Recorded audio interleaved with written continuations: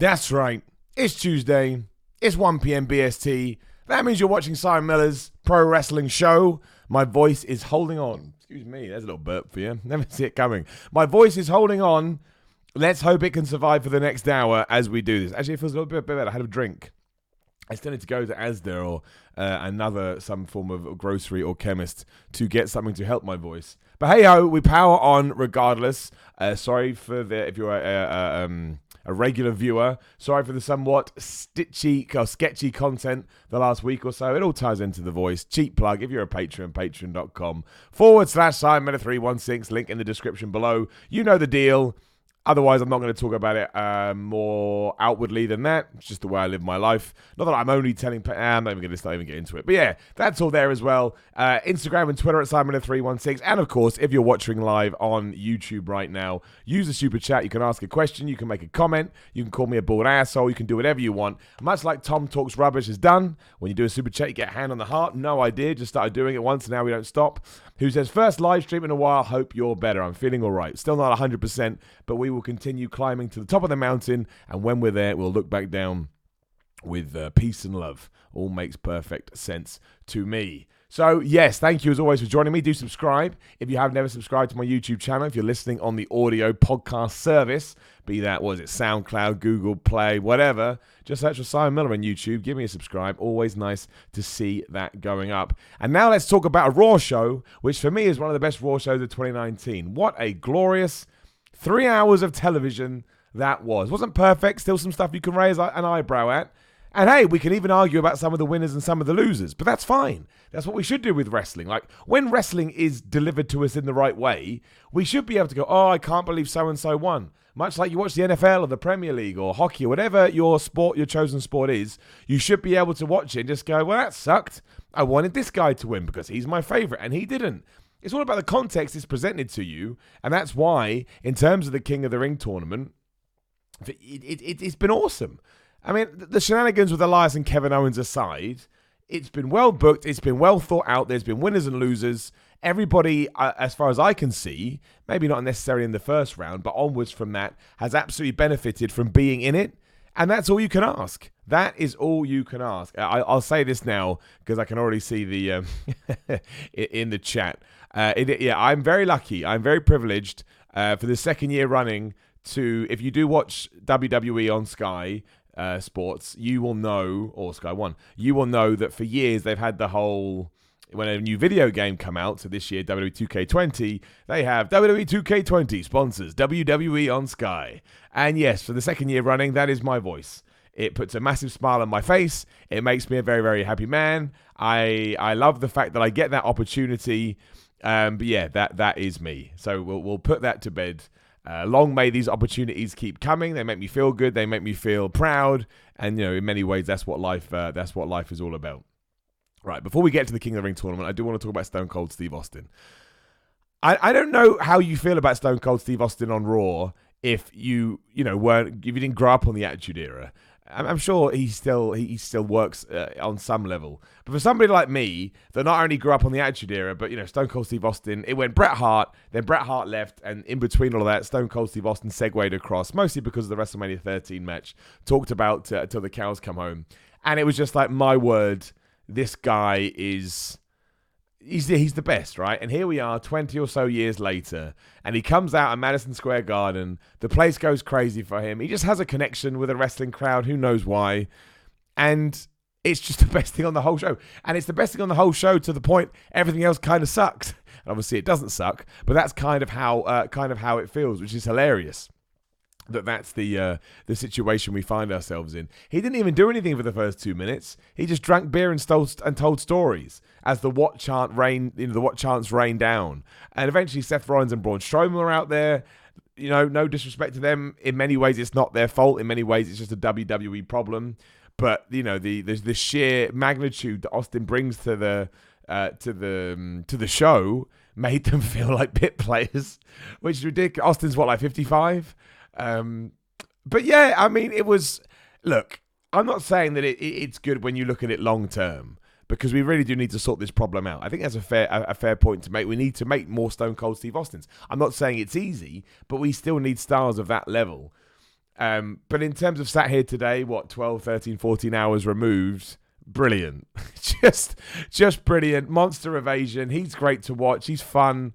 And yeah, it just made me laugh. I mean, not the savior, but the savior of the... I shouldn't say the savior. The highlight of the segment, once it had got going and it wasn't just Stone Cold Steve Austin has some fun, was AJ Styles. Like, as soon as the OC interrupted and AJ Styles was mocking Stone Cold, and what a great heel AJ Styles is such a good performer. Not just because what he can do in the ring. I don't even think it's debate that when we're talking about best in-ring performers ever, AJ Styles will be in that conversation.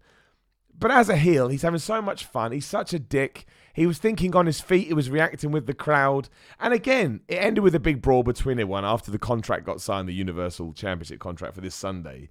You know, Austin stuns AJ Styles, and it was excellent. Now, really, we should be able to... We will, and we'll do it right now. It makes so much sense to sit here and go, what a stupid booking thing to do. AJ Styles, I mean, he's not a young up-and-comer. I know he's in his 40s, and he's probably in the twilight of his career, but he's still amazing.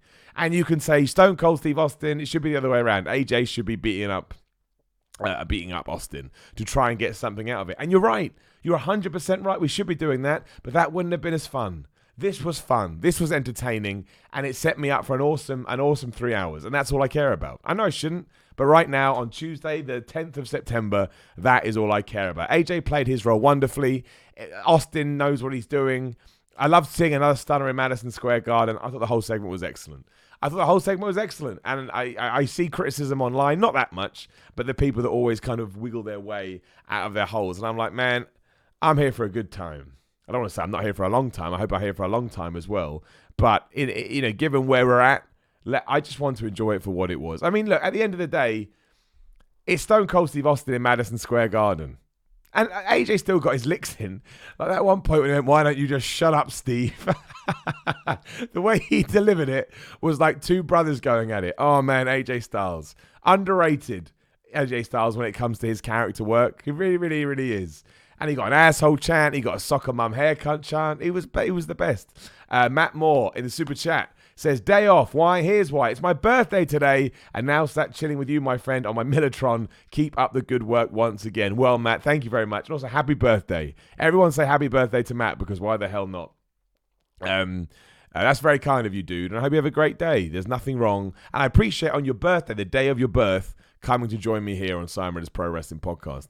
Also going to say, birthday is one of those things that I find amazing, that we all celebrate our birthdays, given that we have no control over when we're born. It just happens. But then go, damn it, on this day every year I'm celebrating. So Matt, thank you so much. Also, shout out to Undead FB Goo in the super chat. Again, please do send me some super chats. Just, throw whatever you want in there and we can talk about whatever you want. Raw bookended by Stone Cold plus a Firefly Funhouse equals amazing birthday. It's your birthday as well. It's everybody's birthday. Well, happy birthday to Undead FB Goo as well. Glad to have you back live, Simon. That's very kind. Who else's birthday is it? Happy birthday to everybody. No, it was. Yeah, obviously, the funniest thing about Stone Cold Steve Austin at the end was Cedric Alexander hits Styles, of course, with the lumbar jack, which I imagine builds to a match between those two for the US title, which I hope anyway. But yeah, we get that. And then Austin's music hit. And for a split second, I was like, why does Cedric Alexander now have Austin's music? But he came out. Classic, let's try and get these guys over as much as possible. The main event was, who the hell was it? It was the OC with Bobby Roode and Dolph Ziggler versus Braun Strowman, Seth Rollins, Cedric Alexander, the Viking Raiders. Obviously, the Viking Raiders coming to the aid of Cedric Alexander earlier in the evening. Big Ted Man Schmoz was just there to send the crowd home happy. A bit of tension between Seth and Braun to build to their thing on Sunday. Obviously, Bobby Roode and Dolph Ziggler, not the greatest build. The fact they're going to be in a number one contenders match, in a title match. But hey ho, we do what we can. Orange Grape Cassidy is the GOAT in the super chat. Says, hey Simon, it's my birthday tomorrow. This is amazing. Love your channel. Well, Orange Grape Cassidy is the GOAT. Happy birthday for you tomorrow as well. I'm hopefully going to be doing another show then, so I'll try and remind myself to give you a proper one. And Chronically Mags in the super chat says, just turned 21 on Monday. Happy birthday. After years of being told I wasn't going to live past 1, then 3 and 5 and so on, life's ass is officially kicked. Well, that's just incredible. I don't know what the situation is there, Chronically Mags, but hell yeah, that is what life is all about. Like we talked about, you never know what life is going to throw at you. You just have to deal with your cards as best you can. welcome to 21, my friend.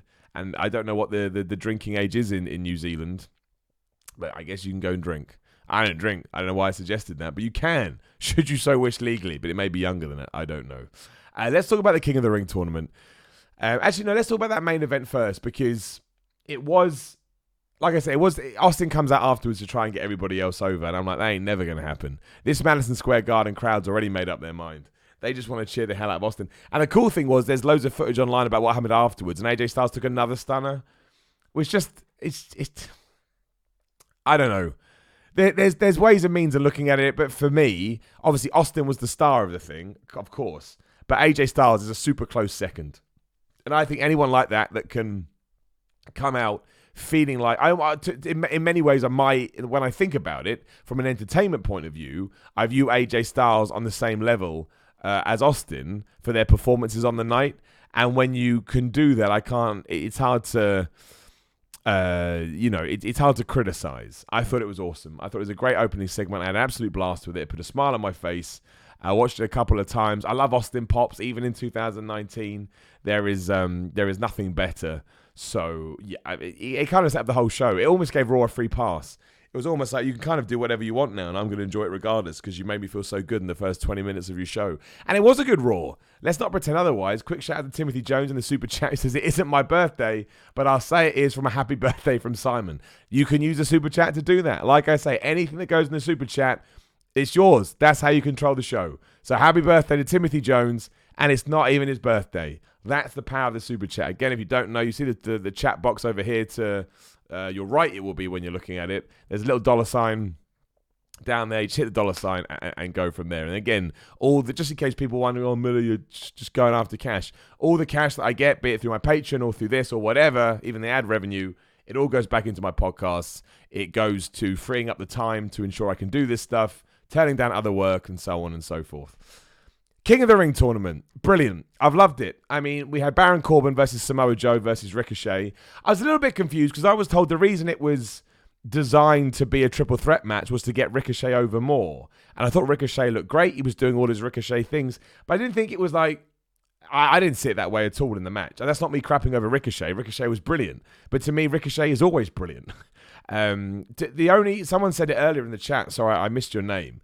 But the only person that came out with it with a little bit of like, I don't really get what we're doing, is Samoa Joe. Now, I'm biased towards Samoa Joe. Him and Rusev, always my guys. But Baron Corbin won, and I like the finish. I like the 630 onto Joe. Baron Corbin comes in, chucks Ricochet away, and Baron Corbin gets the pin. I actually think Baron Corbin in the final is the right thing to do. Don't want him to win. I'd rather Chad Gable beat him, but I think you need a character like Baron Corbin in that if you're going to put a good guy over. So that makes sense to me. But the big takeaway I had was I don't understand what Samoa Joe's role in WWE's eyes is at the moment anymore. Everything they give him, he smashes. We talk about this on Ups and Downs. Again, 2 p.m. Head over to What Culture Wrestling with me. But everything that he does, he smashes. Like he's really talented. They can give him promo material that nobody else could pull off, and Samoa Joe can. He's a badass. The last couple of months, he's been getting some real momentum from the fans as a face. I think we could have had a face turn in there. And yet, when it comes to these kind of situations, it's probably because of all the thing I just said, WWE goes, well, we can have him lose. And that does slowly start to creep up. Like, ever since his first feud with AJ Styles, sort of a year ago, whenever it was, think of a Samoa Joe feud where he wins, and he doesn't. And yet, he's still able to keep up this sensation of being a killer. And that's because he's so good.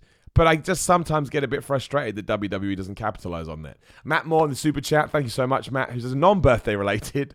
What do WWE do with the Street Profits like what they're doing at the minute? Do they go back to next? Do they debut? I do NXT, or do they debut? I'm kind of a bit past what the Street Profits are doing. They're great at it. But it's classic, law of diminishing returns, the catchphrase of this show. I've seen it so much now. I don't need a narrator for Raw. That's what my announcers and my commentary team are for. So when we do have a 2-minute, 3-minute promo, which is entertaining, but doesn't really go anywhere, doesn't really build to anything, I am like, maybe we should do something with them, especially because they have lost the NXT titles. Maybe they're trying to figure that out. Maybe now that NXT is going to be on TV, they're like, should we do more with those two back on there, or do we put them properly on Raw?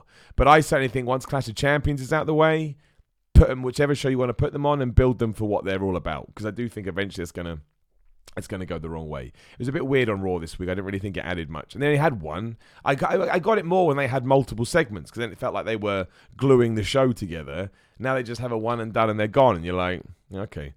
Kyle Lincoln in the Super Chat says, unless it's your birthday, it's your unbirthday. It's true, Kyle. So happy unbirthday to everybody, unless it is your birthday, and therefore happy birthday. We've established that. And Lamel KH2 in the Super Chat says, hey Simon, this has to be my last Super Chat, college funds. I did join the Patreon, so one last platinum Oscar up for my favorite Rusev. That's all right, dude. Look, when it comes to finances, it's like gambling, right? Only give what you can afford. Don't ever put yourself in trouble. I appreciate you with that Super Chat. Massively appreciate you joining the Patreon. That means the world to me. Again, I funnel all this money back to my personal projects, so I'm able to free up the time to do this. So don't ever worry about that, my friend. I just appreciate you being on board for as long or as short or whatever in between that it may be. Vicky Branton says, Connor's crushes are awesome. Roman looks so uncomfortable mentioning his leukemia. He spent years not mentioning it to happen to constantly. It's a good point. And it would take a while to get used to, especially if by nature he's the kind of guy that didn't want to talk about it. That Connor's Cure segment, though, was... I watched that, and I watched Roman Reigns talk about his illness. And all I could think was, who cares about wrestling, man? Like, it's important and it's fun, and we should take it seriously as and when. But this is the real stuff. I thought it was really... and then some people go, oh, it's just WWE, parading out their charity. I don't care, man. Those kids would have had the time of their life. It was a real... Yeah, just a real cool moment. I liked it a lot. I'm a fan of it. It gets a tick. It gets a tick from me. But yeah, the King of the Ring match. Yeah, Samoa Joe is the only thing that I question. But I'm now hoping that Chad Gable... Who the hell is Chad Gable fighting on SmackDown? I can't for the life of me remember. Let's look it up. Because my brain deceives me. I know Chad Gable's in it. And the other person... You already got it by the time I get there. Of course, it's Elias. It's got to be Chad Gable. You can't do Baron Corbin versus Elias. Then I will get mad.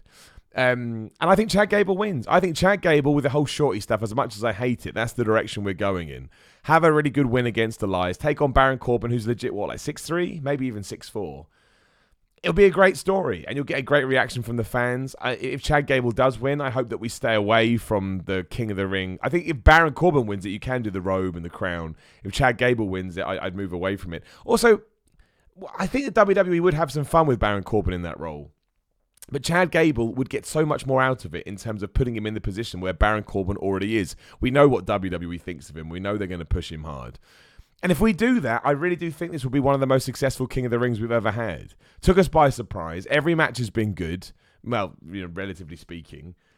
It has showcased a bunch of new people. Cedric Alexander now having matches in the main event of Raw fighting against AJ Styles. No problem with that whatsoever. So, all in all, it has set out to do exactly what it was meant to do. And let's say it is that Chad Gable that wins. For how long have so many people said they want Chad Gable to get a moment, to get a spot, to get anything? What a turnaround that would be. What a 180. And hopefully when we go back to the whole Heyman-Bischoff stuff, we can start keeping our fingers crossed that this is some of their influence coming into play, because Chad Gable didn't have anything before that. So, yeah. I hope that's what's on the menu here. I hope that's what's on the agenda. Pretty damn cool, all in all, though. And I enjoyed it. I enjoyed the King of the Ring. Chicken Salad in the Super Chat says, what do you think about Ric Flair suing WWE? What do I think about that? I find it very interesting. It's difficult for me. I can't really come down on it too harsh because I don't know the ins and outs. But for me, wrestling nicknames should be like wrestling finishing moves. I think they pass on down generations. It's different if somebody was The Rock, because The Rock has become something bigger these days, same as Stone Cold Steve Austin. If all of a sudden Becky was Stone Cold Becky Lynch, I'd be like, man, that's not going to work. But Ric Flair used to say, to be the man, you've got to beat the man. And Becky Lynch isn't saying that, she's just a man. I'm not going to crap over everybody, but I find the situation a little bit confusing. I don't really get it. It seems like a needless thing to do unless Ric Flair wants some money. Maybe he needs some cash, and he thought this was a good way to do it. Rob Bunt in the Super Chat says, hey, Simon, Fiend attacking The Undertaker, yay or nay? Well, the problem I have with that, Rob, as great as it would make for a moment, especially if it happens tonight at Madison Square Garden, round 2 for SmackDown, Undertaker confirmed to be there, is I don't think Bray Wyatt is going to be allowed to beat The Undertaker, and this is my thing. Also, I don't believe that you're going to do that before you have the Hell in a Cell match. So, no, I don't think it's going to happen. And unless it's greenlit and written into the contract, written into the stars, that The Undertaker loses that match and Bray Wyatt wins, just don't do it. anything that Bray Wyatt gets involved in for the next 6 months has to result in him winning. 100% has to result in him winning. And if not, just don't do it. Because you've got a really interesting character. I loved his Firefly Funhouse on Raw. Because now it's already got people talking. What does it mean? What does 11/19 mean? And I think most people jumped to the fact, well, I did. I went, oh, November 2019. That's when the Hell in a Cell is. No, it's not. Hell in a Cell's in October. So, we don't know. We don't know what that's all about either.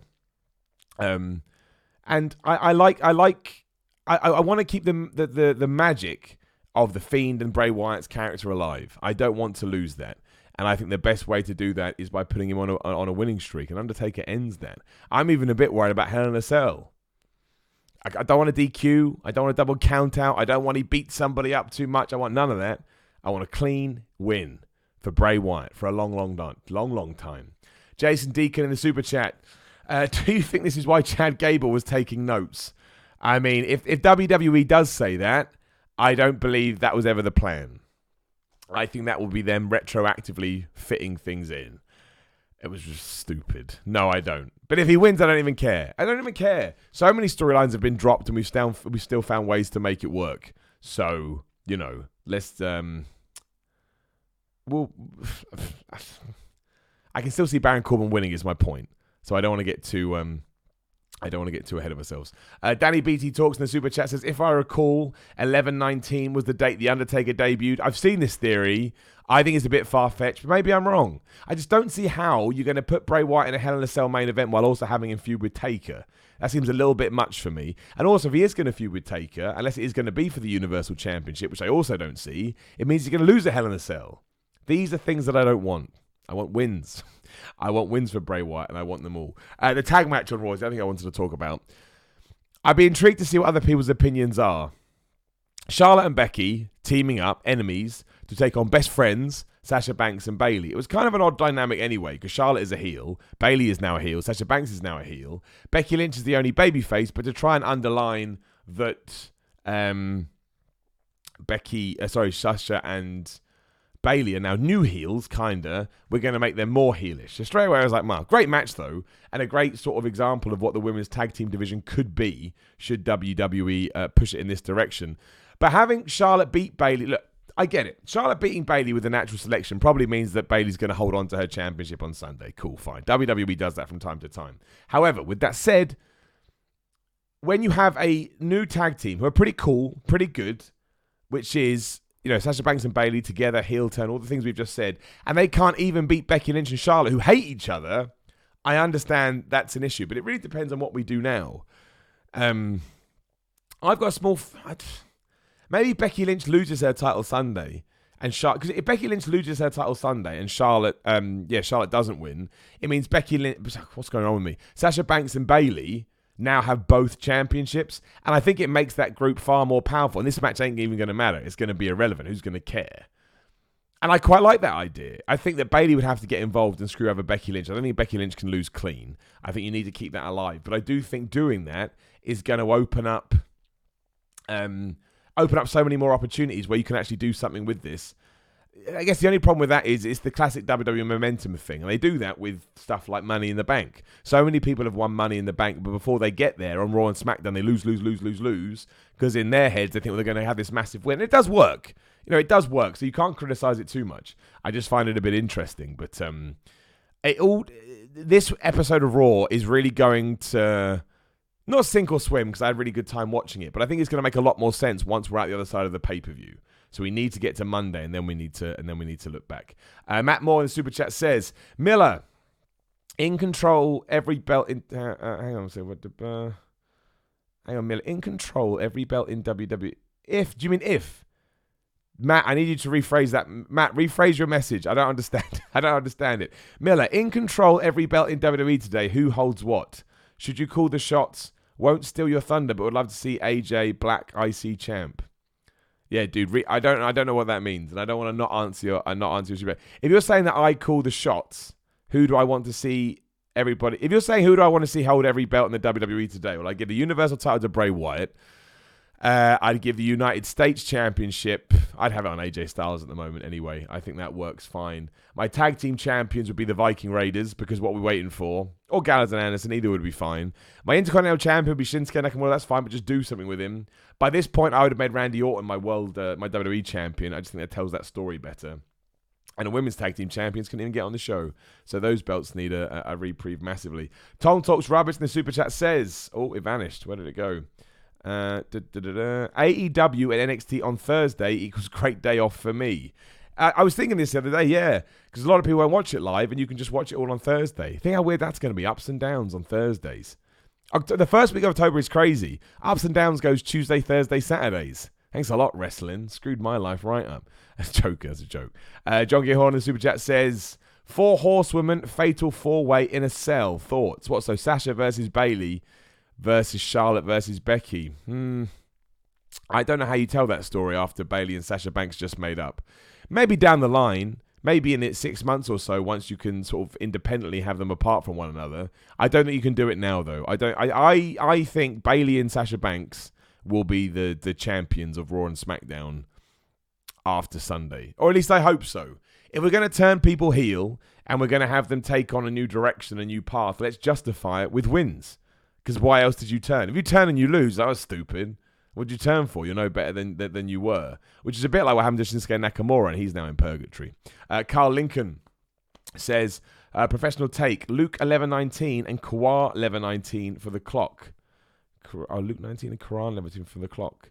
I know, I see what you're saying, but how does that then pertain to professional wrestling? That's the only. I don't see how Luke and the Quran. That's what I need to know. Like, what does 11:19 mean? I mean, it either means November 2019, or yes, it could mean the 19th of November, or it may not have anything to do with dates. Maybe that was the time in somewhere in the world. We just at this juncture, we don't know. But yeah, I liked. A tag match intrigued me. I want to see where it's going, what it's going to go. And other than that, Raw just kind of, the Lacey Evans-Natalya match, just 50-50 booking at its worst. But hey, at least they got on the show. It did suck that Alexa Bliss and Nikki Cross was on the show. When you have a women's tag team match, you think you want to highlight them somehow. So yeah, you can talk about that. Cedric Alexander had a great night. He absolutely smashed it. We've got the Rey Mysterio storyline, where it looks like he's going to climb back to the top by going through great professional wrestlers like he did. But what happened is, I imagine, so he beats Grand Metalik yesterday. He'll probably take on all the Lucha House Party for 3 weeks. And then, yeah, eventually take on Andrade again, I would guess. So yeah, we will see about that. But then that worked, and that essentially was Raw. It flew by, as you'll see on ups and downs. It's a bit of a shorter episode because it's very match heavy, which I liked, which I enjoyed. I do like the odd skit here and there as well. Bobby Roode and Dolph Ziggler probably could have been featured a bit more, given that their tag match feels a bit like. But it was always going to happen. Of course, it's always going to feel like it's lost a bit in the shuffle because it is. The focus is always going to be on the Universal Championship. It's your main championship. Shout out to Chronically Mags in the super chat. Because it's midnight in New Zealand. My word. I guess half midnight too. So good night. Good night to everybody in New Zealand. I appreciate it. And yeah, that was Monday Night Raw. Certainly let me know what you think about it in the chat. If you've got anything to say, you can smash it in the super chat. That's right. I'm just looking up news to make sure I haven't missed anything. The Rock was praising AJ Styles for getting Stone Cold stunned, which was interesting. But no, I just thought it was fun. Easy to watch. The Bray Wyatt stuff. I like the fact they teased the Bray Wyatt stuff as well. In the second segment, you had Bray Wyatt basically doing an advert for the Firefly Funhouse, going, "Hey, it's coming later. Hang around for it." So don't go anywhere. I'll be intrigued to see what this does rating wise. I really will, because it's got competition again now. But it wasn't, and the crowd was awesome for Madison Square Garden. I don't know how. Apparently, it wasn't sold out, but they still made all the noise in the world. And I just enjoyed it. I just really, really, really, really enjoyed it. I thought it was a very... Given that it was a go... You could probably say that given that it was a go-home for Clash of Champions, maybe there wasn't enough focus on the pay-per-view. But I still think because I enjoyed this so much, it's likely that if I wasn't planning to watch it, and of course I am, I still would be, ready or willing to probably put some money down or buy the network or something if I was so inclined. I'm just making sure I haven't missed anything, as sometimes I do. I don't think so. And obviously Seth Rollins just seemed like he was having the time of his life with Stone Cold Steve Austin. I like it when wrestlers are fans. I like it. I don't think there's anything wrong with that. It used to be this time where if you're a fan, you're a bad person. We're all fans deep down. It's like these days when people are Millie, you're such a mark, you're such a nerd. Yeah, I am. And I always will be, because if you're not, what are you even doing to begin with? You don't have to be. You can certainly enjoy wrestling from a professional standpoint. That's fine as well. But I am a fan, and I'm always going to be a fan. I don't think there's anything wrong with that. I'm intrigued to see what they do on SmackDown this evening, because there's a lot to do, especially when it comes to Roman Reigns, Eric Rowan, and Daniel Bryan. We've got to tie that story up in a bow. Some people are still assuming that it's not going to be Eric Rowan versus Roman Reigns. I think it is. I don't think you want to work Daniel Bryan into that spot too quickly. Hold Daniel Bryan off Hell in a Cell. Hold off of Survivor Series. You don't have to rush these things. There's enough content. There's enough people on the show that you can hold a few people off. And hey, I want to see Roman Reigns versus Rowan. It's one of those matches that I never thought I'd see, so don't take it away from me. Come up with a way to make it more interesting. Make me care about it. I want Rowan to do well. And him going in a match against Roman Reigns, I mean, it very well could be a Rock situation at WrestleMania where poor Eric Rowan gets absolutely destroyed. But if not, yes, let's utilize the talent we have. I don't think there's anything wrong with that at all. It's not the main event. It's not the focus of the show. It's a great way to use matches and pay-per-views as a way to fuel forward the story. Again, I don't really know where we're going now. Because if it does turn out that Daniel Bryan was involved, so that means part of Daniel Bryan's plan was Eric Rowan clawing him through a table. I don't really understand that for 1 second. But I'll let WWE tell their story. And there were some rumors, and we may have talked about this last week, but there were some rumors over the last week or so that apparently everybody backstage, the WWE writers, is well aware that if you try and explain this storyline to someone that doesn't know any of it, it doesn't make any sense. Which is true. Like, where did the mysterious Eric Rowan lookalike go? He just vanished. So that didn't make any sense. But maybe they have some twists and turns left in the tank. I've actually done a video about this, which should be going up today or sometime this week, about how I would have mucked around with the Roman Reigns storyline. It's not too dissimilar to what WWE has done, but there's no plot holes, and it has a payoff at the end, some of which features some of the people that were also featured. I don't want to give away too much because it does have a twist in it, and I want to see how people react to it when they first hear it. I know what people will go, "Millie rubbish," but that's fine. So yeah, you can keep an eye. You can keep an eye out for that. But yeah, as for Raw, top stuff all round. And really, how far? We're about 3 weeks away, right? Yeah, AEW starts 3 weeks tomorrow. AEW starts, which means NXT starts next week. I tell you, man, what a crazy time to be a wrestling fan. There is so many different directions that it can all go in. And I don't think anybody can predict.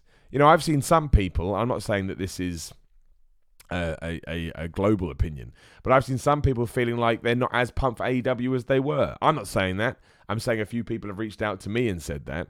But I guess, again, things just become ordinary, right? We've had multiple AEW pay-per-views now. The TV will be exciting because it's new, but maybe the fact that they've announced all these dates, it does make it a real thing. And the shine doesn't come off of it, but the novelty goes away, because that's what novelty is. Novelty is a short-lived thing.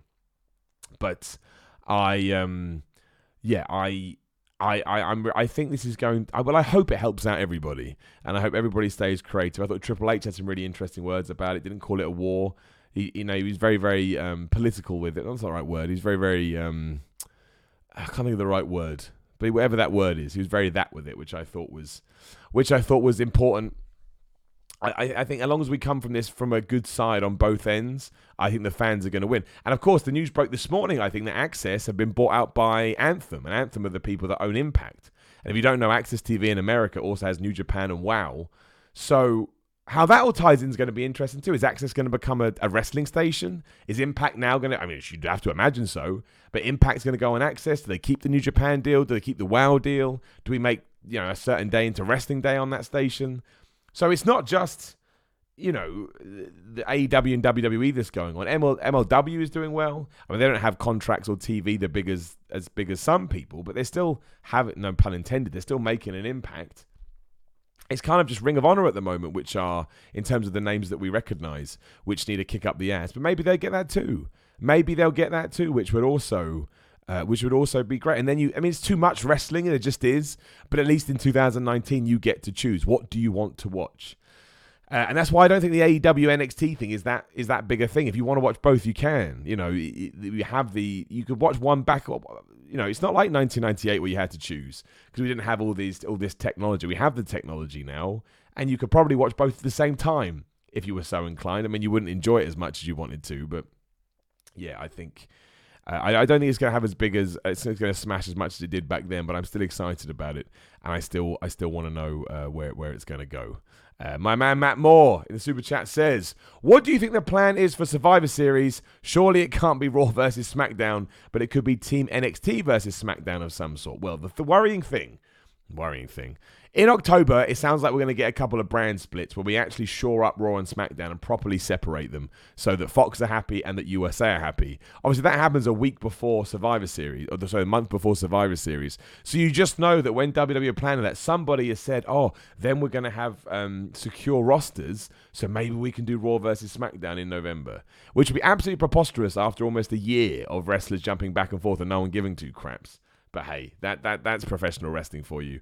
I hope they don't do it. I hope that if we are going proper Raw and SmackDown, have them on the same pay-per-view. I never liked it when we had Raw exclusive and SmackDown exclusive pay-per-views. I think it just doesn't work. But yes, let's absolutely, draw a line between the both and ensure that we just balance it out. Doesn't mean having 5-hour shows. Let's just pick our best matches and go with it. I think that will benefit. I think it'll make SmackDown feel more unique. Raw is kind of Raw. It can do its own thing. But that's what I want these days. Like, use the roster. The best thing about the last few weeks has been seeing Cedric Alexander, Buddy Murphy, Chad Gable. Even Andrade feels like he's being featured more. And these aren't my favorite guys by any stretch of the imagination. They're not, but they could become my favorite guys. I need to be introduced to them properly within the WWE fold. And the only way to do that is what they're doing. Like, I think if you watch Cedric Alexander's, curve in terms of reactions, it gets more and more each and every week, and that's because people are recognizing him. They know his music, they know his moves, they know what he's all about. So I hope they don't. I'm worried that they will. Salisto in the super chat says, "Happy not birthday." I love this. Some people are speculating that 11/19 is November 19th, which is the Undertaker's debut at Survivor Series. Yeah, I don't want Bray Wyatt versus the Undertaker because the Undertaker will beat him. That's what I think that will happen. Unless he's happy to let Bray Wyatt beat him, then yeah, sure. But that's my only worry, and we will see. We will see. Like, if someone sat me down right now and said, "Simon, what's your one thing?" Don't let him lose and let him beat everybody. Because don't forget, we all loved, as much as we love the Fiend, we loved the original incarnation of Bray Wyatt too. We thought it was cool. We thought it was badass. But it was diluted and it was soured because of those things. Chris Jericho, Finn Balor, Kevin Owens, Dean Ambrose. He didn't win any of them. He could never, ever, ever get one over anybody. To eventually look to him like, "Well, you're rubbish." And that will happen with The Fiend as well, no matter how much terrifying or scary he is. If he goes against someone like The Undertaker, someone that we hold in the highest regard and we deem as a legend, and he just loses, you're like, what was the point of that? What was the point? You weren't able to do anything. And I think that's, wrestling is weird like that. As much as wins and losses don't matter because they're predetermined, they also carry all the weight in the world because that's all that people are fighting for. Titles are on the line as well, but ultimately you're fighting to beat someone by pin, submission, by count out, by DQ. And if you do it by pin and if you do it by count out and DQ, it's not going to feel as cool as somebody winning by pin. It makes no sense. Wrestling is a crazy, crazy thing. Hence why here we are again on the 10th of September, 2019. When did Austin leave? 2003. It's like 16 years removed. And we still go crazy when we see him because our brains are just warped and just wrapped in a certain way. So my man Stan in the super chat says, "Sorry about Friday. Sent you a message about it. Yes, Stan, I do need to get back to you. You know the deal. I'm still dealing with a lot of fallout. Don't worry about it, my friend. It's one of those things. We'll definitely sort it as soon as we can. I'm equally to blame, so no problem. No problem there whatsoever. But yeah, that's what I'm excited about most for when it comes to what's next in wrestling. In terms of my own wrestling stuff, which people always ask about, and I always promise to update you, and I tried to do that.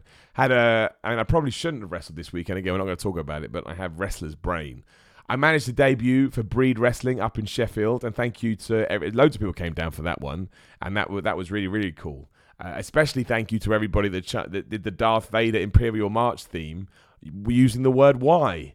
That was something I'll never get over. That's why independent wrestling is the best. Robert Alomar, my man Adam Mayhem is in the chat, I've just realised. Where is my rematch then, since you were talking about championships? Adam Mayhem, and I haven't forgotten about you.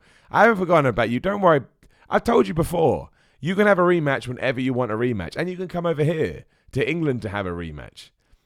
Coming into my chat and challenging me for... I've never ducked you once. The whole situation started because you ducked me. And then we did it in South Korea. Vlog up right now. Cheap plug.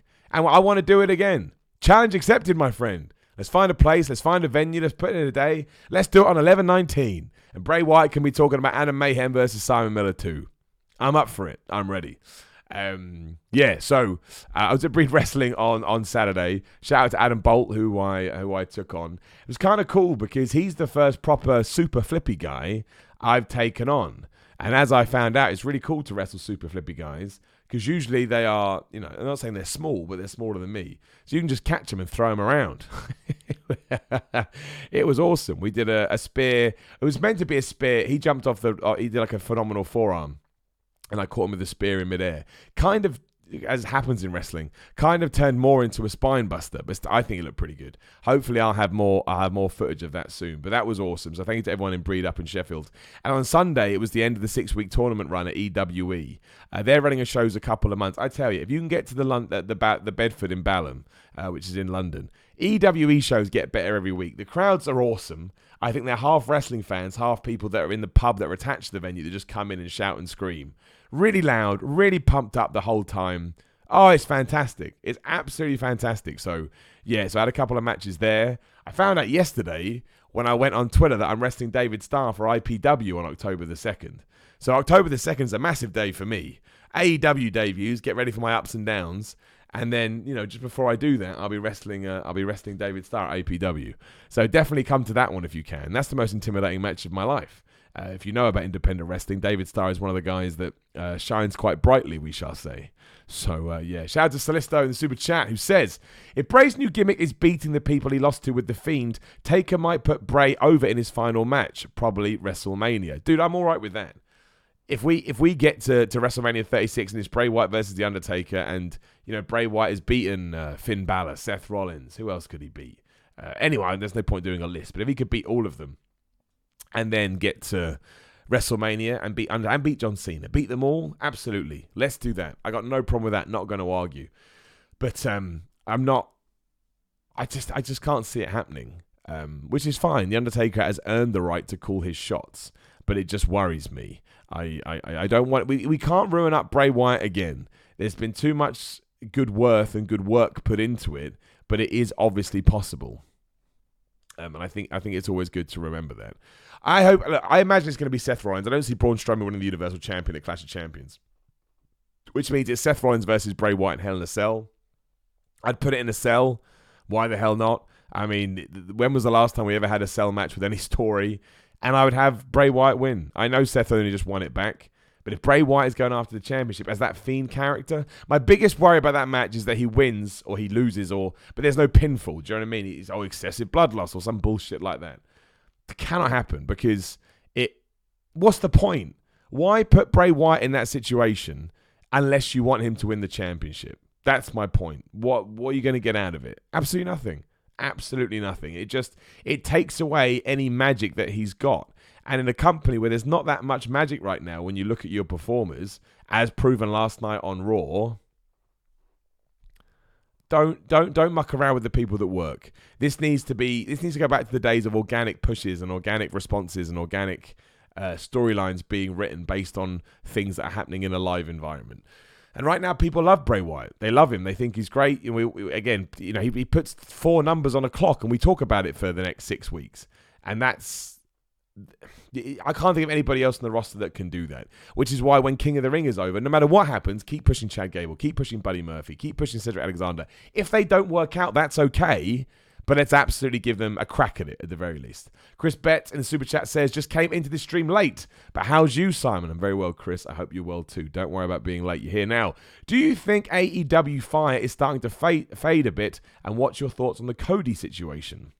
We talked about this earlier. I do think there is a AEW feels established now. Not that it is, because they still have to smash it with TV, but it's a thing. We're used to it. It's not, even when they keep selling out buildings, it's got to be like, well, of course they do. That's what AEW does. So once again, it's like with the whole NXT versus WWE thing, AEW thing. If NXT beats AEW, you're like, yeah. If AEW beats NXT, you're like, oh my gosh.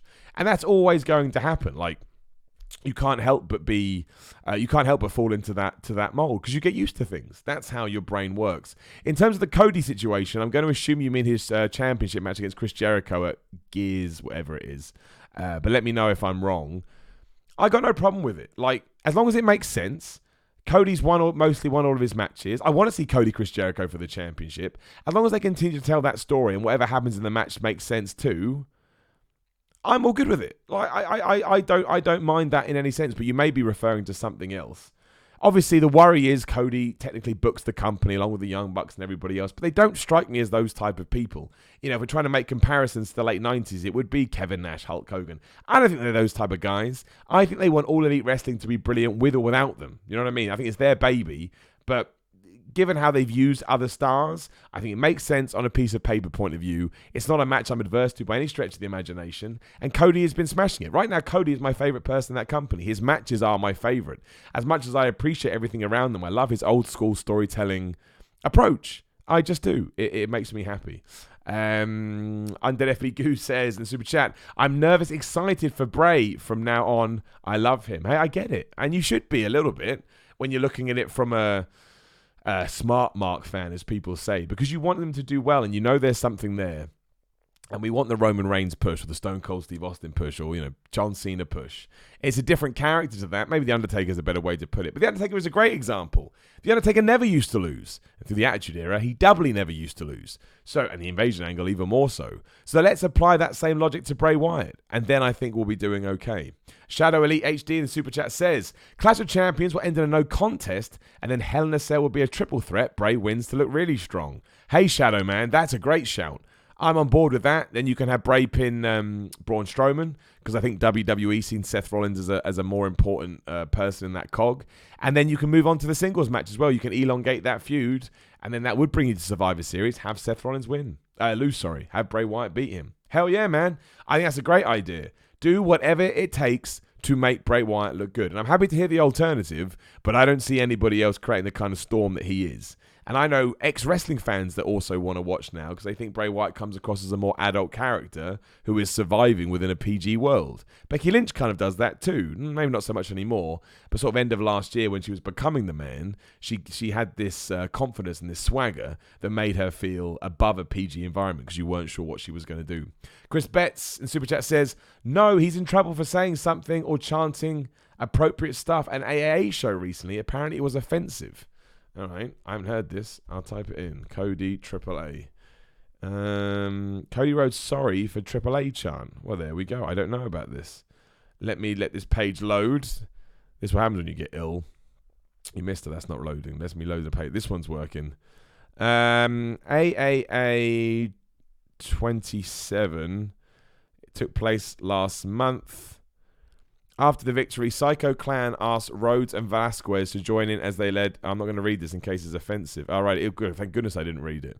Okay, so they were asked to join in not saying that word because it's offensive, and Cody joined in because he thought it was a tradition, and he was unaware of any negative connotations.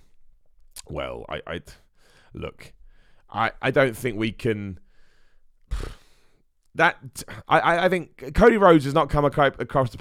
I don't think Cody Rhodes is homophobic would be my first point. So that sounds like a situation that I almost fell into just then. I've never heard of that word, and thankfully I didn't read it because you'd given me the context. It's a shame, but that's one of the problems of being in the public eye. Sometimes you put your foot in it, and all you can do is put your hands up and go, sorry, I've made a mistake. So, no, I don't think you can hold that against him massively. He's apologized. Yeah, the fact that chant's even happening to begin with upsets me, as I imagine it upsets a lot of you. One day, hopefully, we can move on from all of this and remember that, good grief, it doesn't matter. It really doesn't matter what your sexual orientation is. Just enjoy yourself and be happy. Why is it anybody else's business to begin with? But, yeah, I'm just reading another one now. He's apologized. Again, I think we have to judge people on how we know them, and Cody Rhodes has always come across as a pretty good dude. So I'm going to say that it's one of those things we have to let slide. Not let slide. You have to be accountable for your actions, and you do need to be more aware of that stuff. But yeah, it's unfortunate. I will say that. I don't want to get too far off wrestling, but I was having this conversation the other day. If you know about UK politics right now, it's just a mess as we try and leave the European Union. And I keep having these sort of, what's the word even? Rants, not rants, they're mostly in my head. But and look, if you want to be patriotic, that's cool. If you're proud of where you're from, that's cool. I've got nothing but love for that. But at the same time, it's just a flip of a coin where you're born. You know, Africa, England, United States, Russia, New Zealand, Australia, Puerto Rico. Like, it's a flip of a coin. It's an absolute flip of a coin. You don't choose it. And if you're happy to be born from there, great. But to actively, you know, be mad at somebody else because they were born in a different part of the world. So I don't understand Brexit. If you vote for Brexit, that's cool. And I don't know your reasons, so I'm not going to say too much. But surely it's better to be inclusive. Surely in 2019, with everything else that's going on in the world, we should do our best to, just all be friends. Sounds well cheesy and hippie trippy, but it's true. Just realised that I need some juice. Oh man, what is going on here? Who did this? I mean, me, obviously. But let me plug this in, and then we will start to wrap up. So, if this is the first time you're watching the podcast, we've got around about 10 minutes to go. Obviously, at 2 p.m., head over to What Culture Wrestling. Make sure you give them a subscribe and me, and we'll do ups and downs for Raw live. So yeah, any questions you've got, now is the time to ask. Super chat questions will 100% be answered. That's the way it works. It's like Sainsbury's. And then FB Goo has taken advantage of that in the super chat. Did you see the Kenny Omega vid on being the elite? Yes, I did. So I think the story now is that Kenny Omega's gone crazy.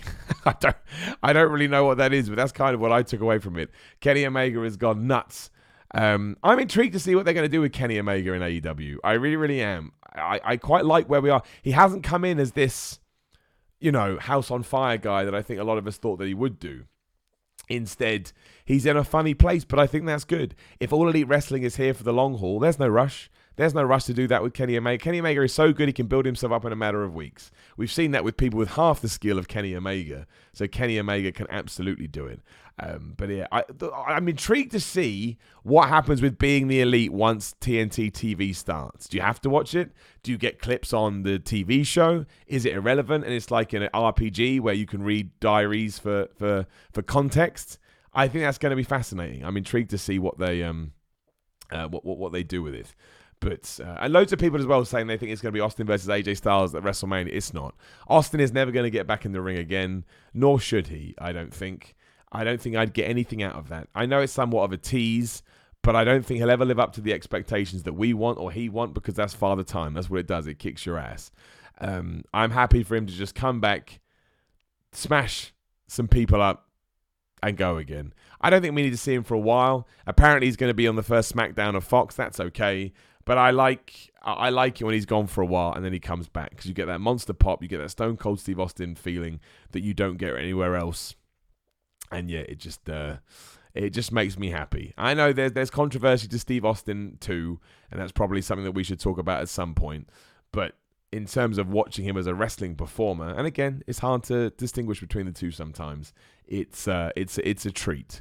And I know a lot of that is nostalgia, but I'm all right with that. Hence why I love Goldberg too. I basically just like bald guys with goatees. I'm very, very biased. very, very biased towards that. AJ Parker in the super chat says, and we're going to have to wrap up soon because my voice is going, Nikki Crocs and I want to see Simon says Philip N. Marks and Heels faces at some point in the next few days. Simon rocks and hope to see the Fiend on SmackDown. That's very kind, AJ. Thank you. And you've reminded me as well, absolutely, another thing that if you could please do, I'd appreciate. In your search bar, just type in Kayfabe News, find the official Kayfabe News channel, give it a subscribe, watch the videos. I'm sure most of you know what Kayfabe News is, but it's satirical wrestling news content. We've started to kind of basically videoize the articles that the man who's been doing that for years has been writing. And there's been a lot of love for it. A couple of people don't like it, but that's cool. We can't please everyone. So thank you for that, AJ. Absolutely. There's no Simon Says on Ups and Downs today. There's a spoiler for you. But yeah, Flippin' Marks. Get it? That's the host name. Hilarious, right? Brings you nonsense news at least once a week. So yeah, if you could go and subscribe to Kayfabe News now, I would appreciate it. And on that note, as my voice is about to go, I think I'm going to have to wrap up before I lose it. I've still got voiceovers and whatnot to do today. Thank you for joining me. Thank you for everyone that did throw some money into the Super Chat or the Patreon. Again, like I say, it genuinely all does go back into these projects, so I can turn other work down to do this stuff. I do apologize that the content's been a bit scattered as of late. I'm not at 100%, but hopefully I will be there soon. And thank you to everyone on the Patreon who sent me a nice message and words of support. It really does mean a lot. 5 minutes time, head over to What Culture Wrestling, give them a subscribe, and make sure you join me live for Ups and Downs of Raw as we go through the show, and I'll let you know the good bit, the bad bits, the middle bits, the golden ups, the brown downs, the Oscar ups, the sad downs, whatever else we have on that ridiculous show that gets more and more dumb as the weeks go on, but that's why I love it. And again, yeah, subscribe if you haven't already, like the video, share the video, at Simon316 on Twitter and Instagram. That's about it. I'll be back tomorrow at 1 p.m. BST. If you want to join me, that would be great. We'll kind of have a quick rundown of SmackDown. And yeah, I'll see you over on What Culture Wrestling very soon, or if you're listening to this on audio, I'll chat to you when I chat to you, but know that I love you all. Where's my end button? There it is.